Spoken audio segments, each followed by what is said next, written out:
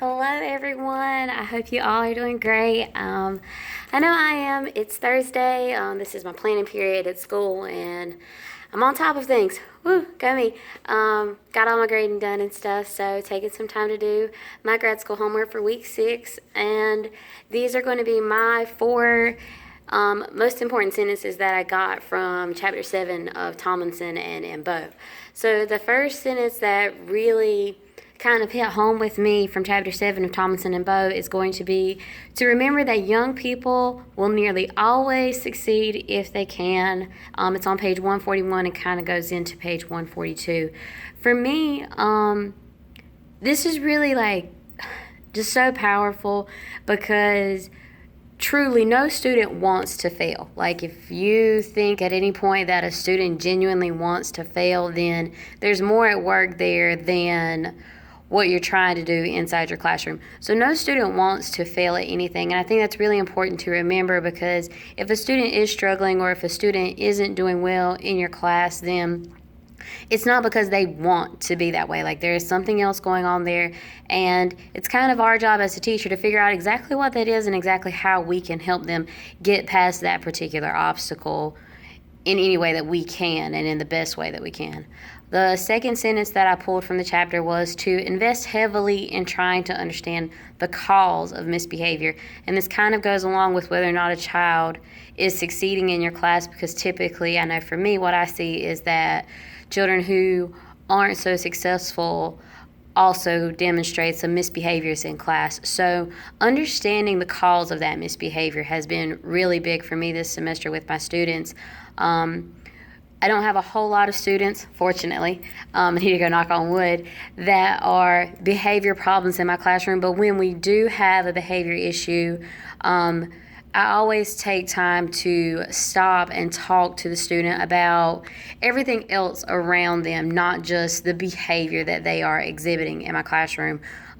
Because almost always it comes from somewhere else, whether it's inside my class, that something else is inside my classroom or not, there is a something else. And so I have started working more to kind of pause and step back from addressing a misbehavior situation in class when I can, just so that we kind of both give myself and the student a moment to breathe, collect our thoughts before one or the other ends up on the defense or on the attack in the situation.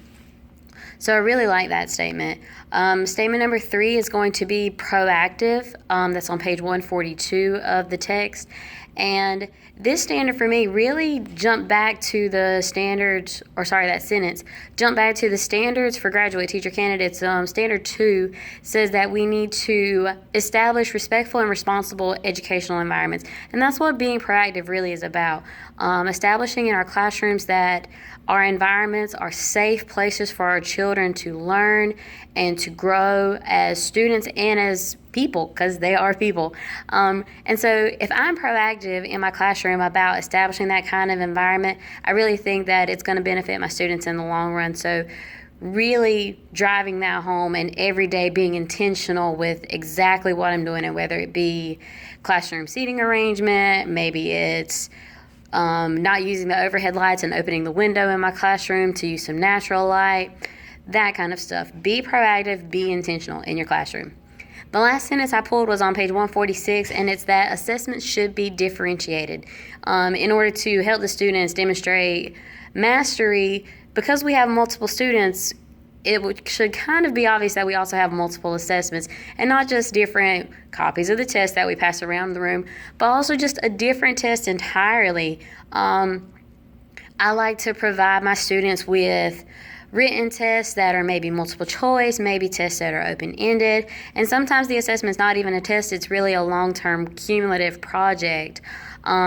Especially right now, my students are working on this novel unit, and we've got a lot of reading time, and I actually gave them their information regarding their assessment for this unit because it's a long-term project as well at the start of the unit. So really my students this semester right now are working on a project that is completely of their design, and this is their assessment for the unit, because I want them to be able to show me what they know the best way that they know how. And that's really what it's all about. It's an opportunity to give them a chance to express who they are so that I can truly see it and I can truly see what they're learning from an experience, because we do learn best when we learn what we like. So those were my top 4 sentences from Chapter 7 of Thomason and Bow. They really hit home with me. They are things that I try to practice on a daily basis and that I'm continuing to practice and try to practice on a daily basis, because every day when I come into the classroom, it is a brand new day, and I remind myself of that. I remind my students of that. And each day it's an opportunity for us to take advantage of it and go in the right direction. So I hope y'all enjoy this video. I got kind of long-winded, I'm sorry. But those were my sentences. I can't wait to see what everyone else shares. Bye.